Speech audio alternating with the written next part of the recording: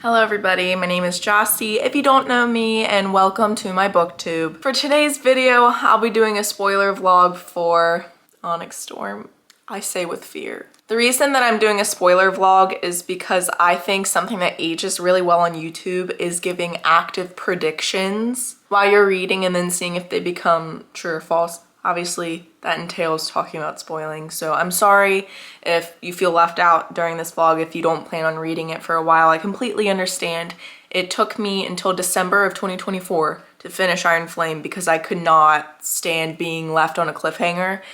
I know with my chest that this is probably going to be the worst cliffhanger of all time, but I'm gonna finish it anyways. I like the camaraderie of everybody kind of finishing it around the same time, and then we can all talk about it. So I'm finishing it in this vlog, and we're gonna talk about spoilers as it's happening as I read it. Full transparency, I am 10% into the book. Loving it so far. The writing is definitely evolving, which I love to see from an author, and I'm having a great time with it. I just got back from New York City, and I thought I was gonna be able to read on the plane, but honestly, I like to sit with my headphones and maladaptive daydream on the plane. And like my specific maladaptive daydream sitting next to that window during the sunset was being on a dragon.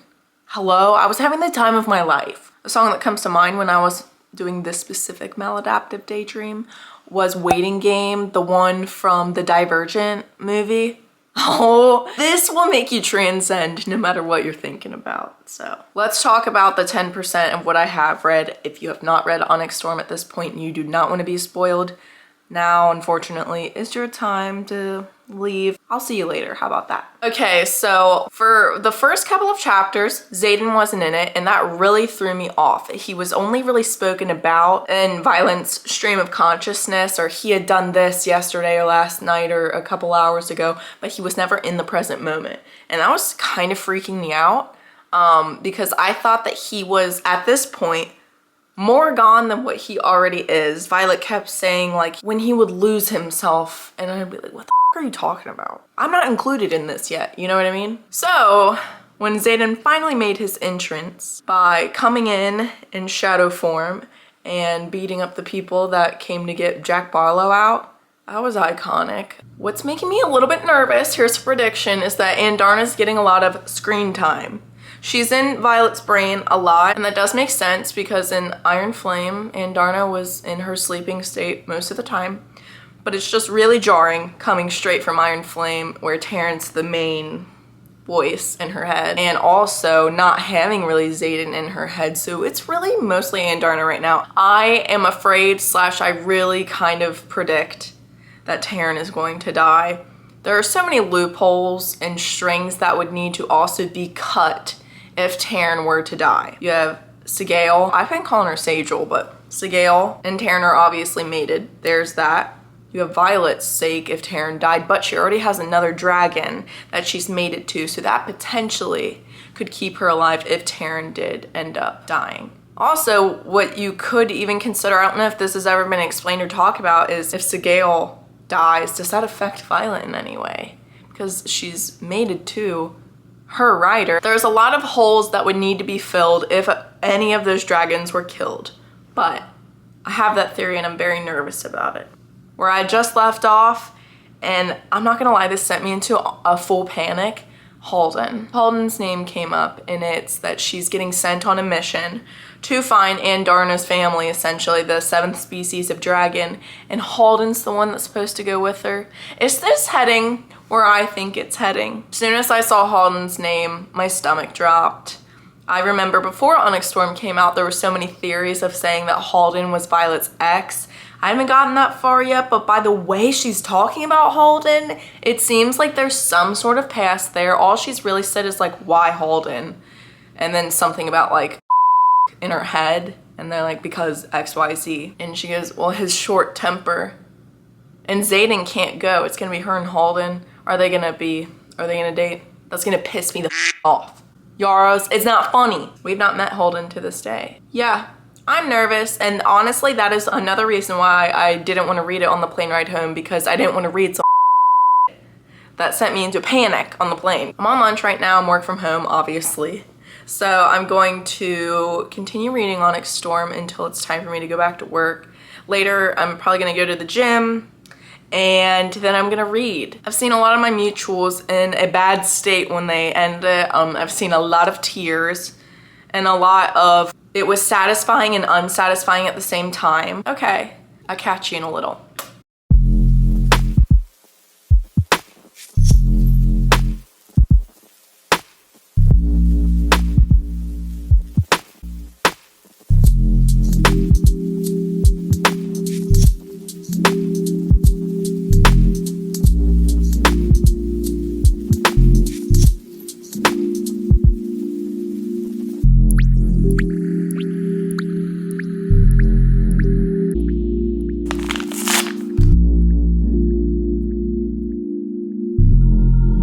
Hello. I'm experimenting with my lighting a little bit. You're actually on my phone right now. I go back and forth between my camera and my phone because sometimes I think my phone's quality is a little bit better. I'm 19% in to Onyx Storm. Let's talk about it. I've been reading it on both my iPad and the physical copy. I just pick whatever's most accessible at the time. During the day, I'll read my physical copy, and then like on the treadmill or when it's dark in my room, I will read my iPad. 19% in, and it is quite a long book.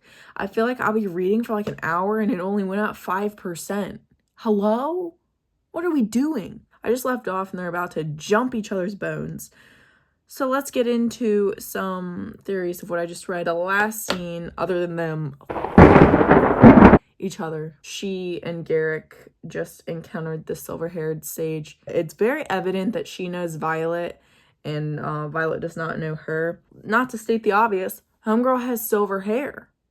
That is one of the first things that Violet noted when she first saw her, when all of the Dark Wielders were trying to help Jack Barlow escape. She noted that she had silver hair. The next thing I want to talk about is Violet had a nightmare and she tells Kat, you need to be queen, you're the only one. And then she wakes up and she's like, what? Talks to Ree. And Ree goes, yeah, that is weird. And then they changed the subject. I highlighted that because, girl, I know it's going to come back. And don't you dare play with me. It's not funny.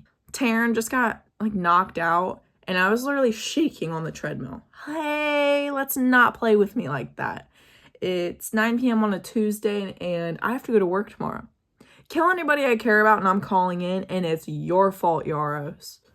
Anyway, I'm going to read and then go to bed. Good night. Love you.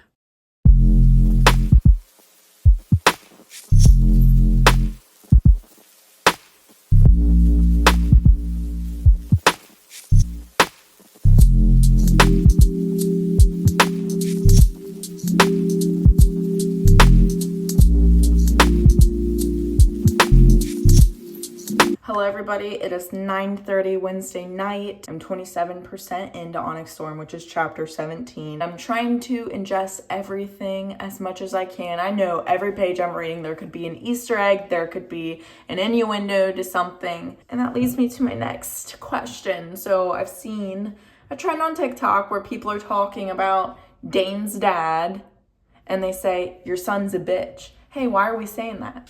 Hey, why are you guys saying that? What? You're not talking about the first book, are you?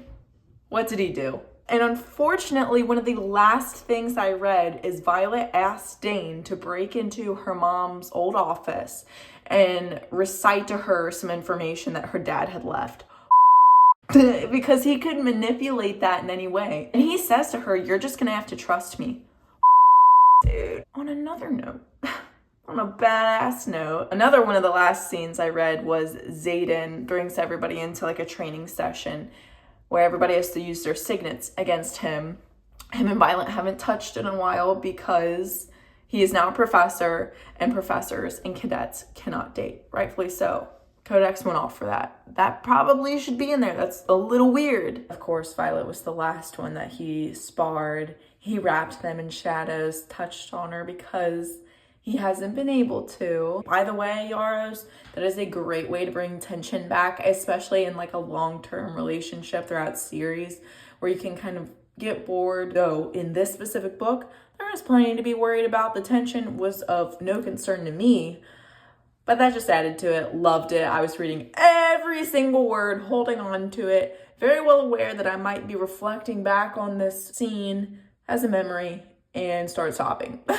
How the frick is this book gonna end? I guess I'm just gonna go to bed and read myself to sleep. So I'll talk to you guys later. Love you, bye.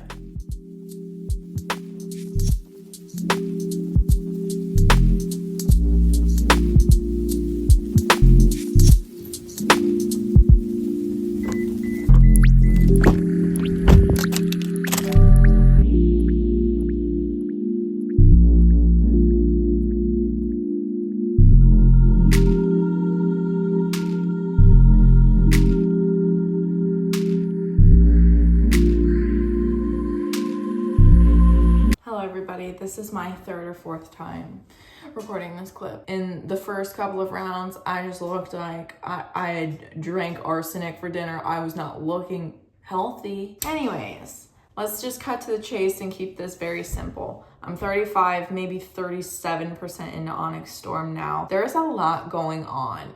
I'm constantly feeling like I need to retain all of the information that's at my fingertips. Last night, I read until like 11 p.m. and I woke up at 3:23 in the morning. I looked around, looked in the corners, it's pitch black, didn't see a shadow daddy. So I said, God, is that you? I thought it was my last day. I took out my iPad and like a 93-year-old woman put on the flashlight of my iPad.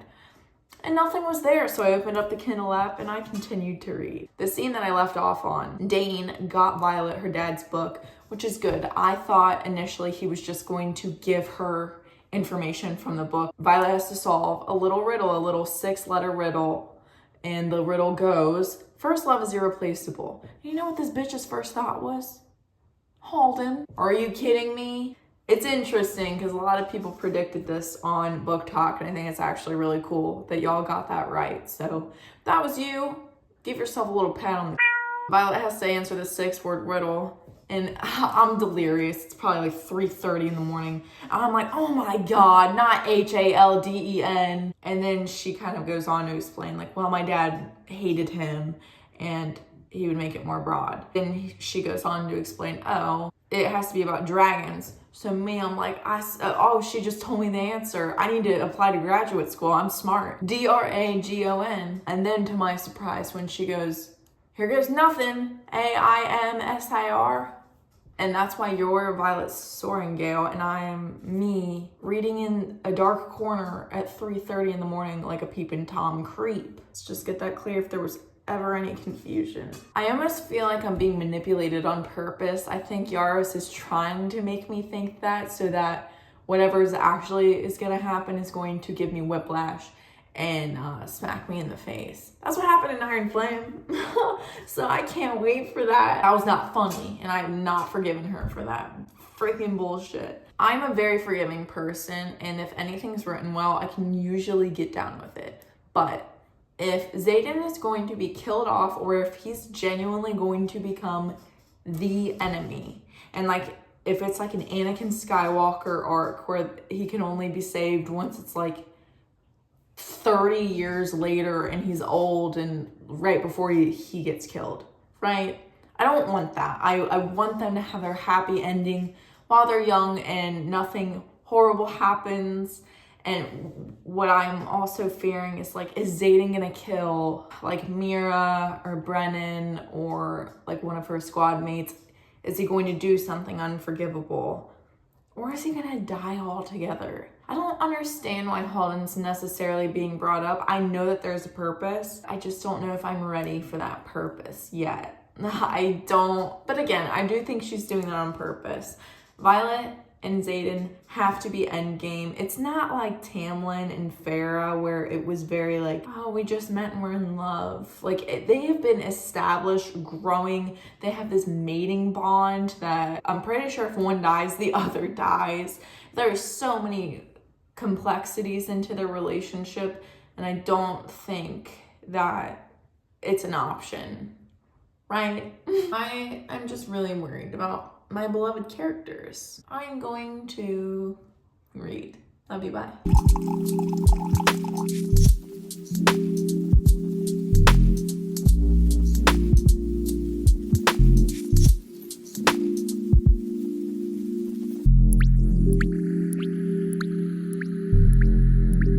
It's maybe 5 to 7 days later after the last clip I recorded. I stopped recording because as I was like taking little b-roll images and I would go about the day, I'd be like, damn, I'm only 5 to 10% more into the book now. I am slowly getting through the book, though I will say I'm trying my hardest. Again, the font in this book, tiny, I realized. So it's taking me a while. There's a lot going on. I'm trying to digest everything as it comes, and I feel like Yaros is trying to trip me up as much as she can, and I know that she is. I'm highlighting things that I know I'm gonna have to maybe look back on, and then something else comes up. I'm like, damn, the editing of this book was probably so stressful, because if everything ends up connecting, that's gonna be very impressive. I'm 76% in, I'm having a great time. I'm looking at my iWatch while I read, and my heart rate is increasingly higher.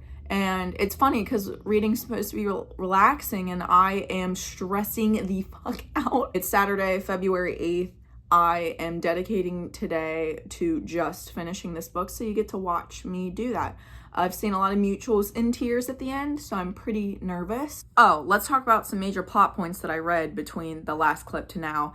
Xaden's mom, I'm gonna be fully honest here, I don't know how the book ends, but I did see a TikTok kind of spoilery that said basically F you, Talia. So what's gonna happen? Obviously she's got some bad vibes going on, but like with that whole chocolate cake thing, she was acting surprised at least, so I'm curious if it's kind of a love and trying to make up for all the years versus like I'm evil and my son. You know what I mean? What's another thing? Xaden is slowly, well, it's been like 60 days since he's channeled now. Oh, Andarna and the Irids. Yikes, that was actually really sad. She's super angsty right now, like a little teenager, though her family rejected her. I'm sure that they have something to do with the cure, though they said there is no cure. It's very almost biblical, the way that they talk about humans and saying that maybe everybody needs to be wiped out. They don't want to help with the war because they symbolize peace and like the dragon breeds. When they ask them to fight, they're like, no, maybe everybody does need to die by the venom. Last thing I read, Brennan comes to Violet's door, says that he's been trying to mend Xaden. She didn't even know that he knew that Xaden was venom, and she gets excited because she thought Xaden had given up on trying to find a cure. Xaden was talking to Riddick, and Riddick ended up saying something like, if you turn. Xaden interjects and says, when I turn, because I'm not in denial. Another crazy thing, they went to that aisle and people had silver dipped hair. I think it had something to do with Dune. Girl, how's that gonna show up? They talked about like giving your life to Dune. It was very interesting. I cannot wait to see how that plays out. Is she gonna be like part God? What's happening? There's a lot happening. I'm having a good time. Okay, we're gonna read. Hopefully the end of this book does not ruin my weekend, because I am finally having a relaxing day and I'm scared. Okay, let's read.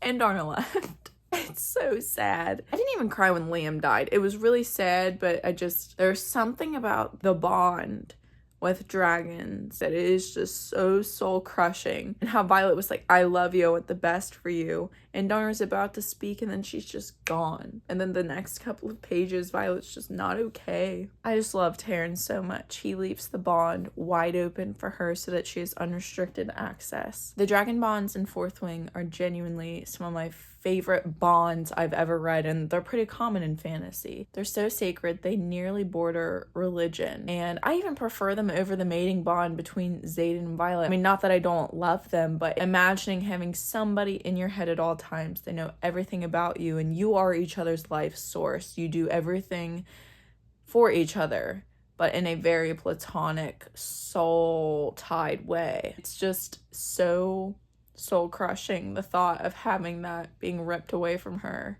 The top beginning of the chapter, the literal quote is, no writer has ever survived the loss of their dragon. I can't imagine wanting to. And that's the damning thing about Violet being bonded to two dragons is, yes, she has one to fall back on, and Terran always was the OG, right?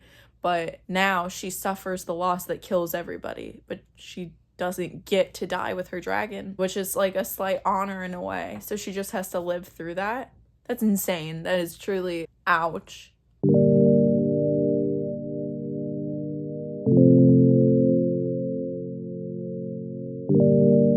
Okay, we're fine. We're fine. That was a close one. So what's coming next? What's at the next stop sign? There's not much left, okay? Hit me with your best shot. The final check-in. I have 20 pages left of Onyx Storm, and I thought I would drop my last minute theories and things that I have been kind of spoiled on and that I know need to come to play in these last 20 pages. I'm not completely spoiled. I have no idea how this book ends, just to be clear. They keep saying, like, how are we about trusting Dane these days? So basically can't trust Dane. Dane's going to potentially betray them in some way. Zayden's mom's gonna come back into play to some extent, I'm sure. Unless people were just talking about like the chocolate cake scene with Garrick. I think Talia's gonna come back into the story in the last 20 pages and fuck everything up in some way. And then also, this is like a current thing that's going on right now. Zayden is missing. They're currently in action, and we have gotten 2 extra point of views. We've had Rhiannon and Imogen. Zayden is nowhere to be found. Unfortunately, that is not looking too good for him. Now, I also think that's the obvious. Yaros wants me to think that he's bad, so I never really know, but not a good look for him. I had this thought, I can't get it out of my head, and it makes me sick to my stomach. The silver-haired Maven girl, she said something to Violet like a chapter ago, and she said, by the way, the thing about dark wielders, I'm paraphrasing there, we also lie. And then she cut Mira's throat.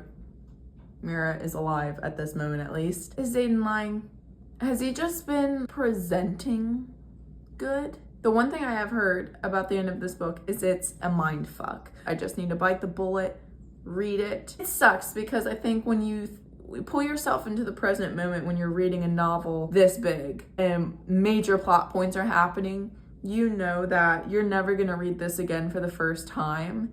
And it's almost historical in your brain when you don't know what's gonna happen. For example, there's certain plot points in the Divergent books and the Hunger Games books, Harry Potter, Percy Jackson, that I can distinctly remember where I was, what I was doing, what phase of life I was in, because it affected me that much. And I know that in any given moment that may happen to me with these books, specifically this one. We have to talk my way through this. In the middle of fighting, this letter conveniently is opened from Eric. This is how it starts. I just turned my camera on after reading the first sentence, so we're gonna figure this out together. A gift from one servant of Dune to another.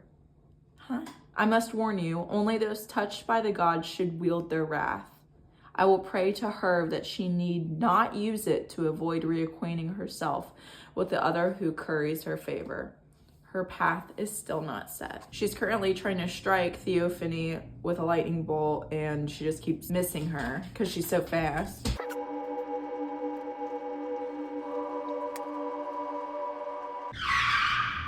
Theophany was a high priestess for Dune. I mean, okay, that makes sense. She had silver hair, right? But Theophany's like shitting herself that she knows that right now. As a high priestess, you would have had an immeasurable power on the Isle. How was it still not enough? Why serve a god when you can be one? What is happening? Here comes the shadows. Shadow spreads like a ripple on a lake, devouring the field in the fury of an onyx storm, and sweeping towards us at a speed that squeezes the hope from my chest, then outright shatters my heart. The pain hits like a physical blow to the center of my chest. He's terrifyingly powerful with Sigale, but not like this. This is a kind of force that ends worlds, and it's almost here. What the f is happening? I love you, I whisper down the bond.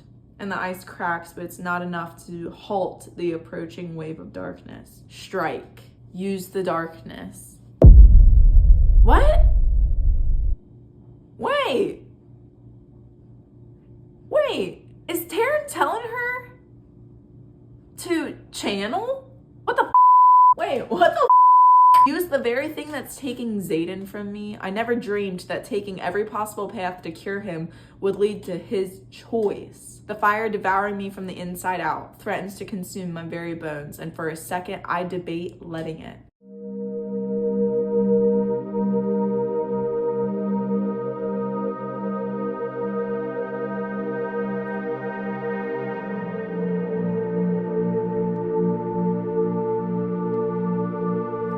Xaden just gave in, I guess. My soul departs like pieces of ash from a fire, flaking free and drifting away as power consumes the space it once inhabited. I'm no longer on the ice. I am the ice. Finished Onyx Storm. What the hell? I thought I'd end in tears. I'm more so confused than anything, and I think that's the point. It's cool to see Imogen's power used in this context where you are also blocked out of the last 12 hours with Violet, but like, what the f? Let's start from the top. Obviously, I guess it's insinuated that Xaden has turned full venom. He hears news from Iridia or something, and he thinks to himself from his point of view, good question mark, bad question mark, I don't know whose side I'm on, basically. Is he gonna be evil? I mean, I guess we're all thinking that, right? Very confusing. I will say I did cry, and I recorded it when Quinn died. That was so sad. I'm really not even attached to Quinn. Is anybody? She doesn't have a huge part in the books, but the dialogue between her and Imogen was so heartbreaking. Like, you're my best friend and I don't want to be scared, but I'm scared. Sobbed. That is so sad, and I think it's realistic, almost inhumane. You have this war college where they are trained to the max to be ruthless, and then when you have one on the brink of death, right in its grips, she admits that she's horrified. That is the saddest thing I've ever heard. And Darna's back, so that's good. I'm still a little like, why did she just come back randomly? That last battle scene, I will admit, was a little bit much. There was just a lot going on. I was finding it a little hard to follow, so I feel like I'm gonna have to reread it just to break it down. I was just nervous that people were gonna die, and one did, but that's inevitable, right? If you don't have death in a book about battles, it's not gonna be realistic, right? You kind of need it. So they're married. What? Hey, I would have loved to be there to watch you guys get married. I bet Violet feels the same way. I guess Xaden's just completely in Xaden fashion, counting himself out, saying, I'm just gonna go to the bad side. I'm gonna give Tyrannodor, I think that's how you say it, Tyrannodor, to Violet. And just to really secure it, I'm done. I almost hoped that Violet would turn venom, because I think that would be, I think she would be able to harness that power for the good. And Taryn does say, like, use the darkness at one point, which was insane. And I was really hoping she doesn't, not to my knowledge at least. I will check back in with you once I've sat with this for a while, but that was insane. I'm happy that my mental status is intact right now. I thought that Xaden was gonna be dead. So, to go back over the theories I just projected like an hour ago, his mom didn't end up coming back. I guess people are just saying that because of the chocolate cake incident. Rightfully so, she abandoned Xaden. Dane, that thing I saw where your son's a bitch to General Ados, guess that was just from the first and second book. Everybody else is basically alive, so I do just want to say that one of the greatest and coolest things that has ever happened to me was receiving Fourth Wing as an arc. That is truly, the day that I die, I will remember that as being one of the coolest things I ever got to experience, being one of the first people in the whole world to read this series and to see it become what it has become. I can't explain to you that feeling. When I read Fourth Wing, I knew it was going to be big, but you never can really predict when something like this is going to be this big. The other part is I'm reading the series as it comes out slowly, and it's such a gift, but it's so hard not knowing what's happening. I think Yaros on record said that she's gonna write like a contemporary before she writes the next one. It's gonna be a while, probably 2 or so years. I love reading series as they come out because you get to have some sort of camaraderie with the people that read it currently, but also you have to wait and it sucks. Just from the cliffhanger from Iron Flame, Xaden being Venom, I needed to know how this book would end. in true Yaros fashion, major cliffhanger. So I'm gonna think on this for a couple of days and I'll check back in with you. Love you. Vlog closeout time. Hello everybody. It is Sunday, February 9th. It's the Super Bowl. I went ahead and edited all of the clips I'm putting into this vlog, and I got to re-review all of my theories that I originally thought. Just a show not to believe everything you see on the internet, because I would see theories that I thought were the end of Onyx Storm. No, these are probably people just finishing Fourth Wing and Iron Flame, and their videos are just popping up on my feed. Y'all got my ass. Lesson learned. I like it when it's unpredictable, and I basically got everything wrong. One of my biggest theories for Onyx Storm was that Violet's second signet was going to form, obviously, but I thought it was going to be Resurrection.